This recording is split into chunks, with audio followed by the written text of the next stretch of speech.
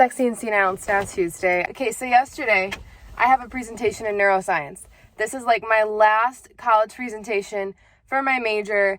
It's a really big deal, and it's a group presentation that ends up being about 30 minutes long, but we all have our own sections, right? We technically got to choose our groups, but we had people placed into our original group because it was too small. And one of the people that was placed, all I'm going to say is that this person has been like very condescending towards me from the get-go. What I mean by this is spending 5 minutes around this person makes me feel like I've gone through a season of Dance Moms. This year it's gotten to the point that I will speak and they will literally roll their eyes to other people or side-eye me to other people when I'm right there and I can clearly see it. And so obviously this was not my ideal option. Like, I feel like I would have better group chemistry with a potted plant, but here I am, and I'm making the best of it. And this whole time, I've really tried to be the bigger person. You know, there was one time I didn't respond to their message in the group chat, and I said to them, specifically, their name, said, "Hey, I'm so sorry." They ignore me, respond to the next person. Just kind of annoying stuff, but again, before we give this presentation, we all meet up in a little library room, and we basically speak through our entire spiel, what we're gonna say. And I say my whole thing. No one has any critiques. No one has any adjustments or things they think are wrong. So what do my wondering eyes do appear? I don't even think that's the way Santa Claus says it, but whatever. Point being, we left the library room and then we gave our actual presentation. I'm mid-sentence and this person interrupts me and they basically say that I'm wrong. They're like, "Oh yeah, if you need assistance, we actually like this, not that, because you can't do that." As a teammate, why would you point out something that you think your group member did wrong? First and foremost, like, that seems a little bit against the mission, the NASA spaceship, if you will.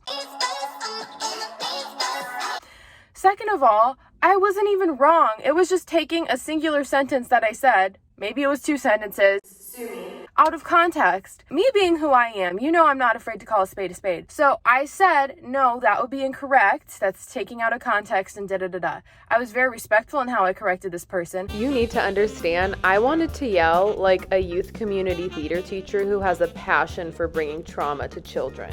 But I was like, oh my Lord. And this person did not pull this with anybody else. And it just frustrated me so much because, again, this person has been disrespectful to me and dismissive of me for like 2 years now.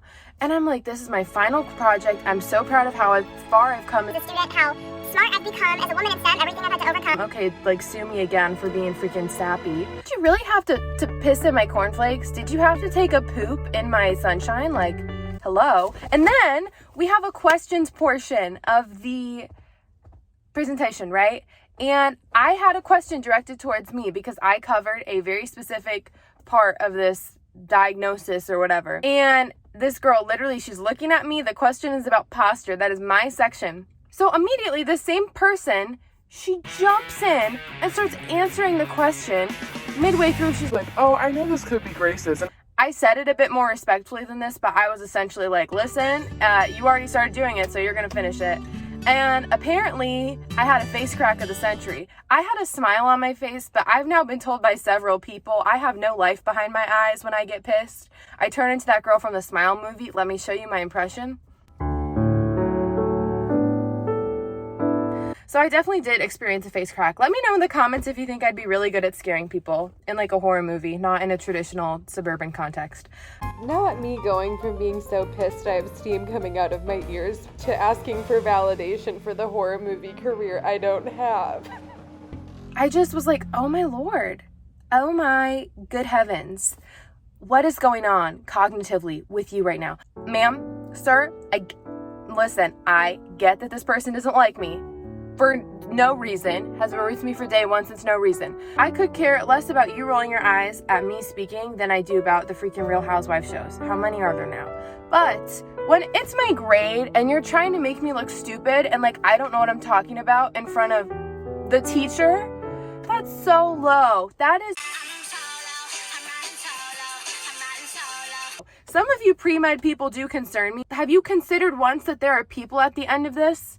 If this is how you treat your peers, how are you going to treat your patients? If I wake up on the operating table and that is the person taking out my appendix, I will rip it out myself. I do not care. I cannot do this spiritually. That being said, I handled it respectfully. I handled it like a champ. But I was just still so mad because this was my grade and this was for me. The thing is, sexy and senile, some people are just jealous. You can't be the flavor of Delulu where you think everyone is jealous of you and everyone wants to be you, because that's kind of ugly. But the people who go out of their way to be malicious towards you and who go out of their way to be vindictive towards you are always the people who care about you more than anyone else. Because the thing is, they see something in you that they know they lack within themselves. And that's why when people are mean to me, I personally don't fight with them. I just leave, because I'm like, who's the fan and who's the celebrity? Maybe I am a little delusional.